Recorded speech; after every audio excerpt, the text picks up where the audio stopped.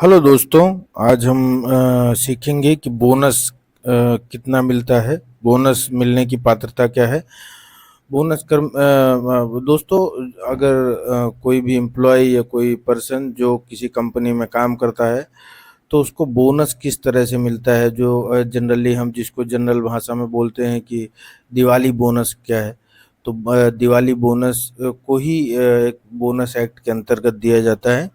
ये कंपनियां जो देती हैं, ये इसके लिए भारत सरकार ने जो कानून अधिनियम बनाया है, बोनस भुगतान अधिनियम, बोनस एक्ट 1965, उसके अंतर्गत ये दिया जाता है। तो दोस्तों, आज हम जानेंगे कि बोनस कितना दिया जाता है, उसके लिए नियम क्या है, उसकी पात्रता क्या है, आप कैसे एलिजिबल होंगे, उसका कैलकुलेशन कैसे होता है, और हम किस उसको एक उदाहरण से समझेंगे भी कि ये कैसे होता है। और हम ये जानेंगे कि आप और ये वीडियो आप देखने के बाद ये समझ पाएंगे कि आप कितना बोनस मिलेगा, आप खुद भी कैलकुलेट कर सकते हैं। दोस्तों, हम आगे बात करते हैं। अधिनियम का परिचय ऐसा है कि बोनस भुगतान अधिनियम 1965 उन सभी कंपनियों पर लागू होता है जहां 20 या 20 से ज़्यादा कर्मचारी काम करते हैं। ये जो नियम होता है, ये जो एक्ट होता है, ये लाभ और उत्पादकता के आधार पर बोनस भुगतान को नियंत्रित करता है। इसका अर्थ ऐसा है कि ये जितना ज़्यादा प्रोडक्शन होगा, ये उस पर भी थोड़ा आधारित होता है। और दूसरा, ये उसका जो प्रॉफिट है, कंपनी ने कितना प्रॉफिट किया है, उसके आधार पर भी ये निर्धारित होता है। यहाँ पे इसके दो मतलब होते हैं, क्योंकि जो बोनस होता है वो बोनस की एक मिनिमम सीमा होती है और एक मैक्सिमम सीमा होती है। तो मैक्सिमम और मिनिमम के लिए यहाँ पर उत्पादकता और उसके लाभ को भी आधार बनाया जाता है। पात्रता में दोस्तों, कोई भी कर्मचारी जिसने किसी भी कंपनी में, चाहे वो कॉन्ट्रैक्टर हो, चाहे वो प्रिंसिपल एम्प्लॉयर हो, आप कॉन्ट्रैक्ट वर्कर हैं या कैजुअल लेबर हैं या कंपनी वर्कर हैं, कोई भी हैं, अगर आपने किसी भी कंपनी में 30 दिन काम किया है, 30 दिन या उससे ज़्यादा काम किया है, तो आप बोनस पाने के अधिकारी होते हैं। दूसरा पात्रता में यह है कि ये सभी उन कर्मचारियों पर लागू होता है जिनका वेतन 21,000 रुपये से कम है। मीन्स कहने का अर्थ ये है कि जो 21,000 के ऊपर वाले होते हैं उनके लिए एक अलग तरह का जो दिया जाता है, जनरली हम जिसे जनरल भाषा में एक्स ग्रेशिया कहते हैं, तो वो एक्स ग्रेशिया के रूप में दिया जाता है।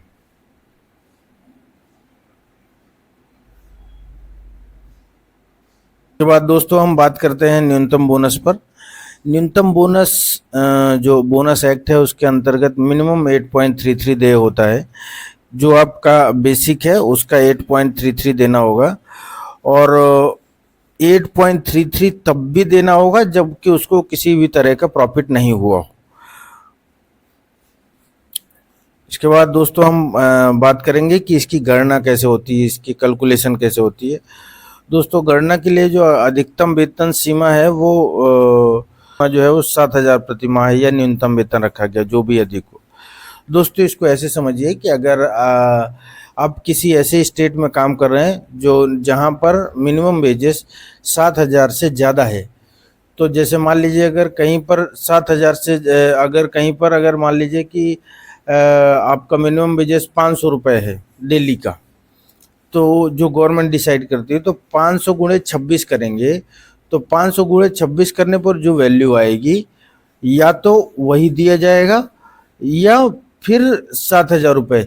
अगर आपका मिनिमम वेजेस 7,000 से ज़्यादा है तो आपको मिनिमम वेजेस दिया जाएगा, और अगर आपका वेजेस 7,000 या उससे कम है तो उस केस में आपको 7,000 रुपये दिए जाएंगे। लेकिन किसी भी स्थिति में आपका जो बोनस है वो 7,000 से कम नहीं हो सकता है, बशर्ते कि आपने पूरे 12 महीने काम किया हो।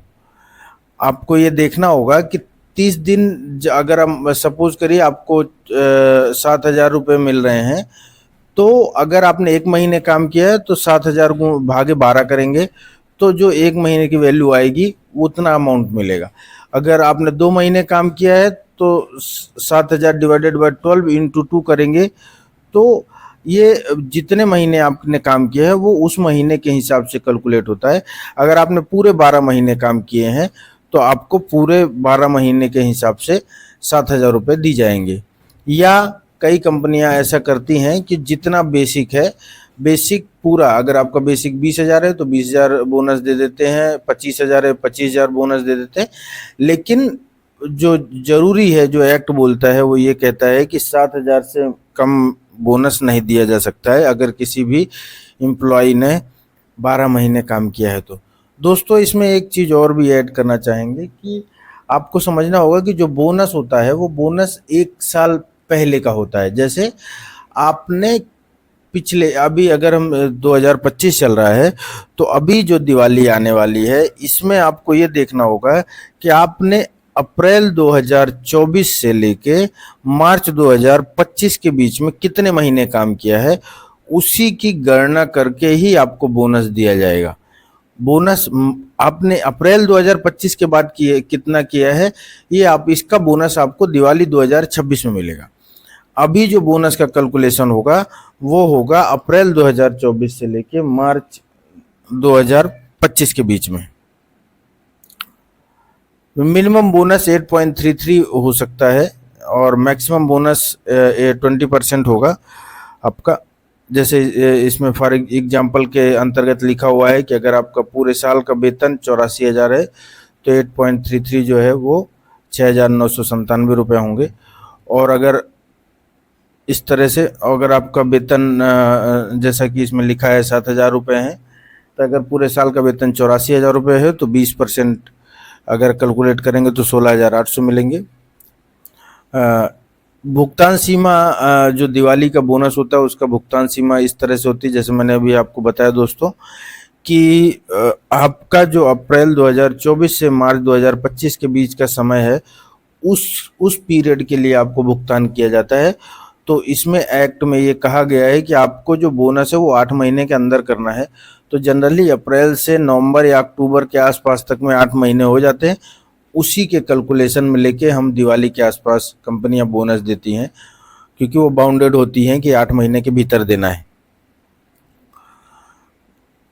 लाभ आधारित बोनस और को हम इस तरह समझ सकते हैं कि जैसे अगर किसी कंपनी में प्रॉफिट ज़्यादा होता है तो अगर 8.33 से वो बढ़ाकर उसको 20% तक भी किया जा सकता है, जैसा कि हमने पिछले स्लाइड अभी बताया हमने आपको। तो इस तरह से इसका लाभ आधारित बोनस भी डिसाइड होता है और गवर्नमेंट इसको अलाउ करती है कि आप अपने बोनस को आपकी प्रोडक्टिविटी या उत्पादकता के साथ जोड़ सकते हैं। कटौती में एक चीज़ कर्मचारियों को जरूर समझना चाहिए कि अगर किसी भी तरह की अनुशासनहीनता या किसी भी तरह की धोखाधड़ी में कोई कर्मचारी लिप्त पाया जाता है तो उसको बोनस से वंचित किया जा सकता है, उसका बोनस रोका जा सकता है। और यदि कोई भी अंतरिम या पारंपरिक बोनस पहले ही बता दिया गया हो, उसे अधिनियम, अगर कोई भी बोनस पहले से बता दिया गया हो, डिफाइन कर दिया गया हो कि आपका इतना उत्पादन होगा तो आपको इतने पैसे दिए जाएंगे या इतना प्रॉफिट होगा, तो वो भी बोनस के अंतर्गत आ सकता है। इस तरह से इसका निष्कर्ष ये है दोस्तों कि बोनस भुगतान अधिनियम जो है 1965 के अंतर्गत कर्मचारियों को लाभ में हिस्सेदारी देने का एक महत्वपूर्ण माध्यम है। यह कर्मचारियों को प्रोत्साहित करता है और उनके आर्थिक हितों की रक्षा करता है। दोस्तों सभी तरह के लेबर लॉ जानने के लिए, आपके अपने लेबर से संबंधित सभी अधिकार जानने के लिए, आप किसी कंपनी में कार्य करते हैं, आप कर्मचारी हैं, आपके क्या क्या अधिकार हैं, इन सभी चीज़ों को जानने के लिए आप इस चैनल को सब्सक्राइब कर लें। आपको हम इस तरह की सभी जानकारियां देते रहेंगे समय समय पर। और ये चैनल आप अपने दोस्तों को भी सब्सक्राइब करने के लिए प्रेरित करें। तो अगर आप किसी भी तरह की परेशानी में हैं, पीएफ से संबंधित या एसआईसी से संबंधित, बोनस, ग्रेजुटी या किसी भी तरह की ऐसी चीज़ों से संबंधित, तो ये आपके लिए फ़ायदेमंद होगा। थैंक यू दोस्तों।